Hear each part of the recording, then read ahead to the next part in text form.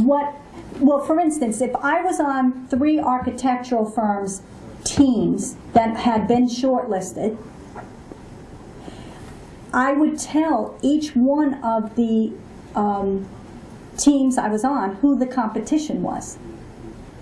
That's all that I'm sharing. I mean, I certainly wouldn't be sharing strategy. You wouldn't do anything like that. You wouldn't breach confidentiality in any way, shape, or form. But I would feel very comfortable telling them, well, we're also on these other 2 teams.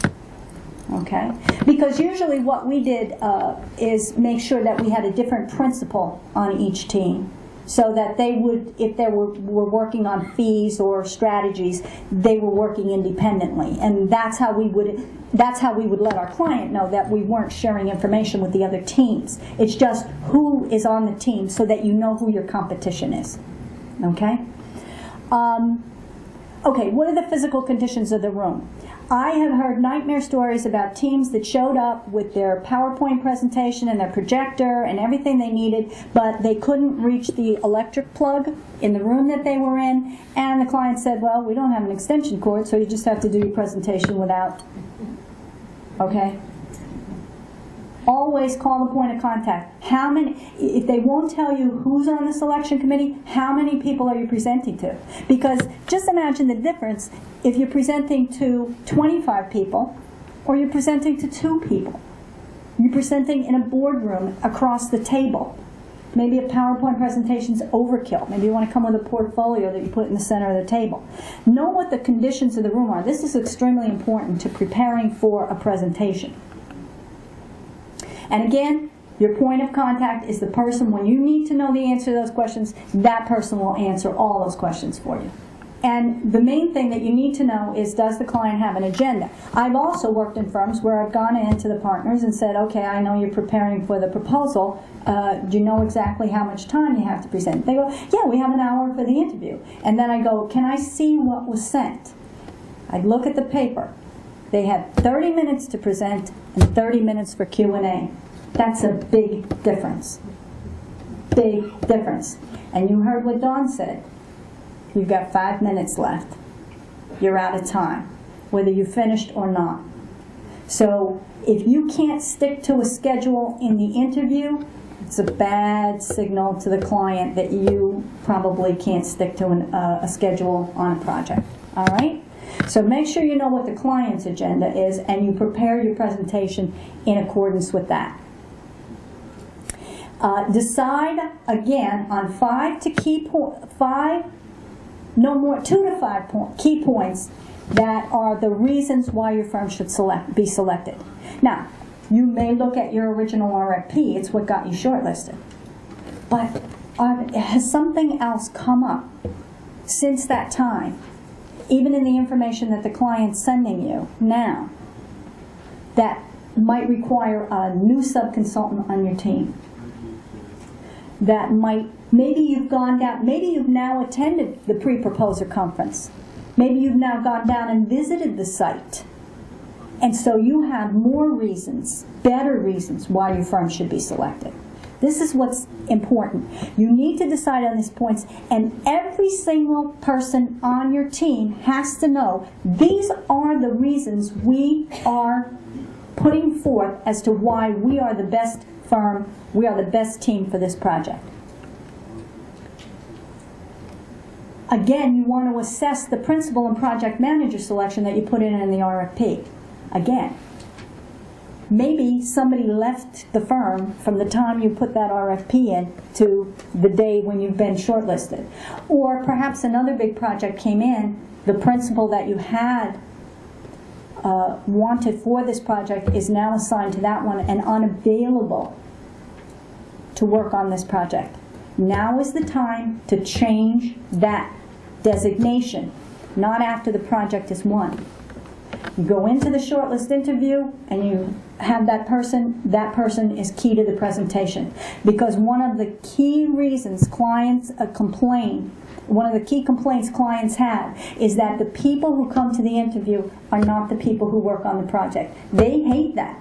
They hate it. Don't do it.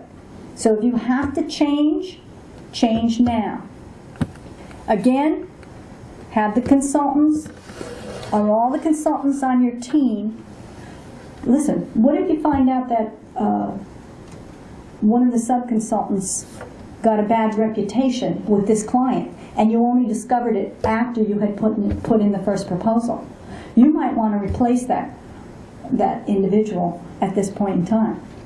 Or perhaps you have met a minority firm or a woman business enterprise that is better suited to this. Okay? Again, this is the point at which you reassess all the team selection and the individual selection.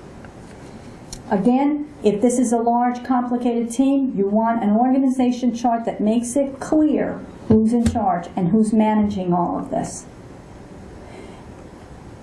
This is where you may actually want to create a budget, because this is where things get expensive. I always found, especially when I was working for larger firms, nobody's really paying attention at the beginning when you're putting RFPs out. They just tell you, keep doing the RFP, just keep responding. You know, we need to win work. Just put out a lot of RFPs.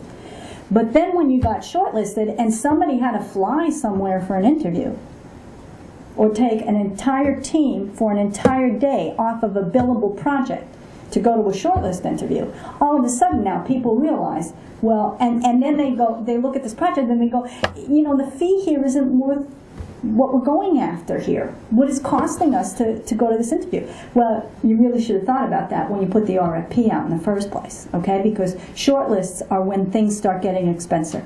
Principal time is involved, and it will cost the firm money.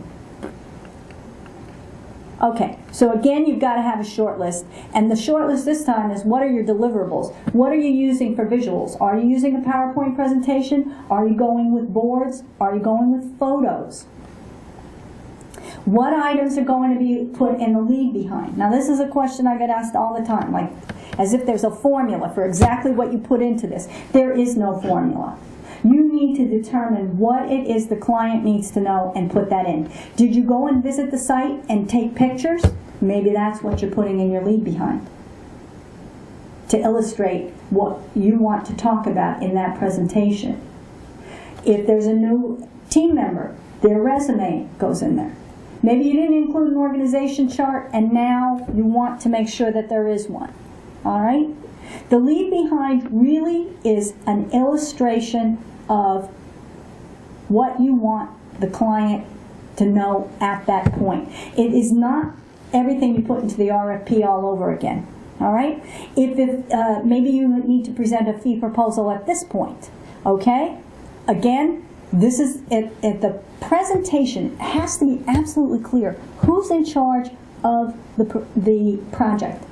And whoever is in charge of that project should be in charge of this interview.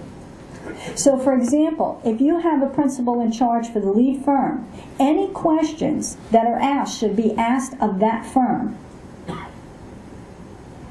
or of that individual, and then that individual directs them to the correct member of the team to be answered. Okay? But it has to be clear who's in charge. Deadlines, if somebody's got to produce something, this is when deadlines and schedules are so critical, because there's a very short period of time. That's the other thing. Sometimes the RFP process can seem to drag on. But once we get to the shortlist interview, it's like everything becomes very tight. There's no room in the schedule. You've got to prepare quickly. Deadlines are key. Again, your visuals should be selected to match the relevant experience that you're talking about.